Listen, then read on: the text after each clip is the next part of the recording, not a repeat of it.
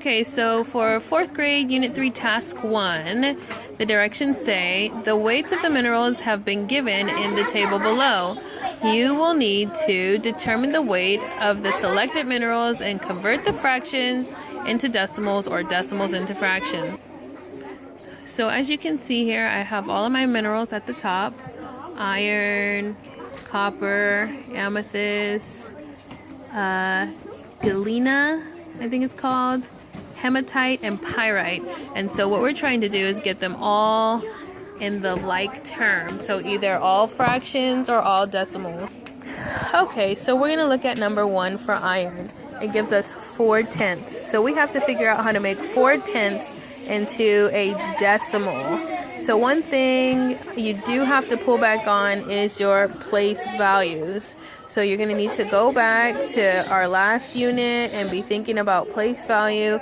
You can use this place value sheet to help you. Okay, so I'll show you 2 tricks. One trick that I like to do is I like to look at the tenths. So if I look at tenths, then I can go over here and I say, okay, oh, there's tenths. So I can just put, said 4/10, so I'm just gonna put 4. 4 is in the 10th place. If I put 4 in the 10th place, I know I have no whole numbers, so I'm gonna put a 0. So my answer for number 1 is 0.4, which is the same as 4/10. So let's continue. Let's see copper. We have 23/100, or 23/100ths of copper. So we can go back over to our place value chart, and remember we're in the hundreds, so I'm gonna write 23. Cool thing that I'm noticing is that there's 2 digits here and 2 zeros. So that kind of shows me where 23, and then remember I gotta put my 0. Okay? So now I'm gonna write my decimal. 0.23. Okay, let's get a little tricky here. They're trying to confuse you because they went from a decimal. They want you to change it into a fraction. But remember, you just did the almost exact same thing here, so we're doing the opposite. So again, I've got 2 places after the decimal. 2 places after the decimal and 2 zeros, so I'm going to use this chart again and see what that would look like. So if I put 0.28, then that looks like the 28 is in the hundreds.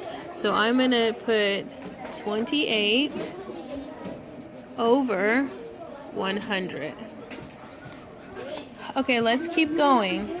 Why don't you try and guess what number 1 of 7/10 for galleon or galleon, that stone. So again, we're over the 10th. We're gonna go over here, put our 7 in the 10th and our 0 because we have no whole number. So our fraction is 0.7. And now hematite. Is this going to be tricky? Take some think time. I will accept this in 2 ways because I've got 2 digits after the decimal point. So I'm just going to write them in here, which would make it in the hundredths.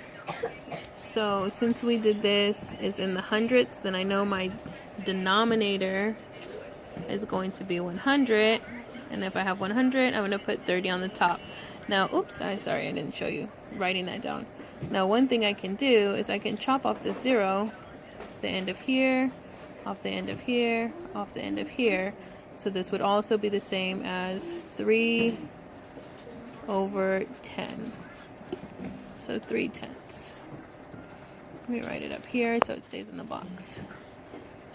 3/10. So these are the same thing.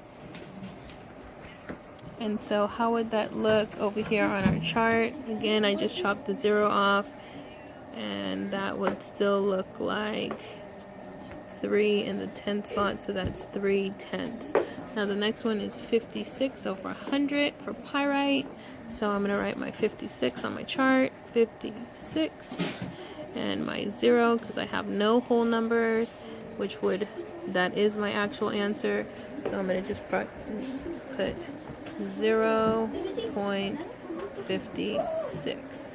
So now I have all of the first row for number 1. Go ahead and finish out 2, 3, 4, and 5. The bottom of this is a challenge, so if you want a challenge, go ahead and work on that. If you feel like doing the basic chart was a challenge, then you can stop right there.